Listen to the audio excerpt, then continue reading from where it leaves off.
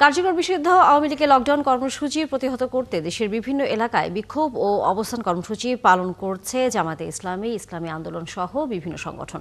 তারা ঢাকার প্রবেশ পথগুলোতে অবস্থান নিয়ে বিক্ষোভ করে। এদিকে ঢাকা আরিচা ও নবীনগর চন্দ্রা মহাসড়কে চেকপোস্ট বসায় পুলিশ। এ সময় মহাসড়কে চলাচলরত বিভিন্ন যানবাহন তল্লাশির পাশাপাশি যাত্রীদের পরিচয়পত্র চেক করা হয়। সহকর্মীদের তথ্যছবিতে বিস্তারিত।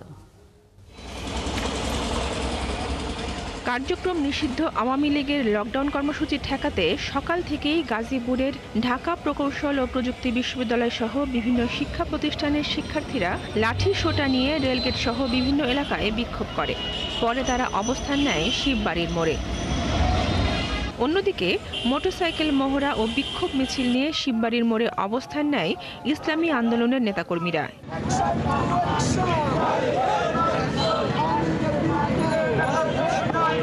এই সমস্ত লীগরা নিজেরাই আগুন সন্ত্রাস তৈরি করে অন্যদের নামে চালিয়ে দিয়েছিল। তো আজকে আমরা মাঠে নেমেছি এই কারণেই যে লীগের যে কর্মসূচি ছিল সেটা প্রতিহত করতে। লকডাউন কর্মসূচিকে ঘিরে ধামরাইয়ের ঢাকা আরিচা ও নবীনগর চন্দ্রা মহাসড়কে চেকপোস্ট বসিয়েছে পুলিশ। এ সময় মহাসড়কে চলাচলরত বিভিন্ন যানবাহন তল্লাশির পাশাপাশি যাত্রীদের পরিচয়পত্র চেক করা হয়। যে নাশকতা করা অথবা জনযোগে দুর্ভোগ তৈরি করার চেষ্টা নিয়ে যারা বাইরে বের হতে চাচ্ছে তাদেরকে আমরা অনুরোধ থাকবে তারা এই ধরনের কার্যক্রম থেকে বিরত থাকেন।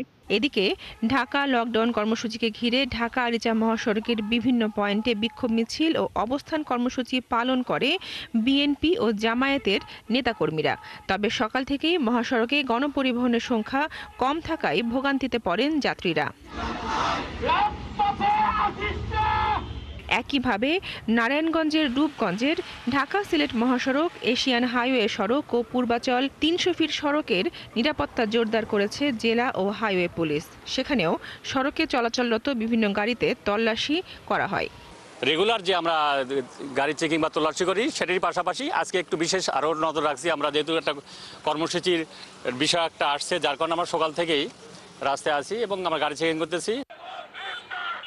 এছাড়া নারায়ণগঞ্জের কেন্দ্রীয় শহীদ মিনার এলাকা থেকে মিছিল করেছে খেলাফত মজলিস ও ইসলামী ৮ দলীয় জোট। মিছিলটি শহরের বিভিন্ন রাস্তা ঘোরে। লকডাউনের কারণে নওগাঁ থেকে দূরপাল্লার যাত্রীবাহী বাস ও ভারী যানবাহন চলাচল করেনি। এতে যাত্রীরা চরম ভোগান্তিতে পড়েছেন। মাঠে পুলিশের তৎপরতা থাকার পরও দোকানপাট তেমন খোলেনি। মাগুরায় সকাল থেকে দোকানপাট বন্ধ থাকলেও বেলা বাড়ার সাথে সাথে পরিস্থিতি কিছুটা স্বাভাবিক হয়, কিন্তু দূরপাল্লার বাস চলাচল বন্ধ ছিল। শহরের মোড়ে মোড়ে পুলিশের উপস্থিতি এবং সেনাবাহিনীর সদস্যদের টহল দিতে দেখা যায়। বনশ্রী হালদার, ৭১।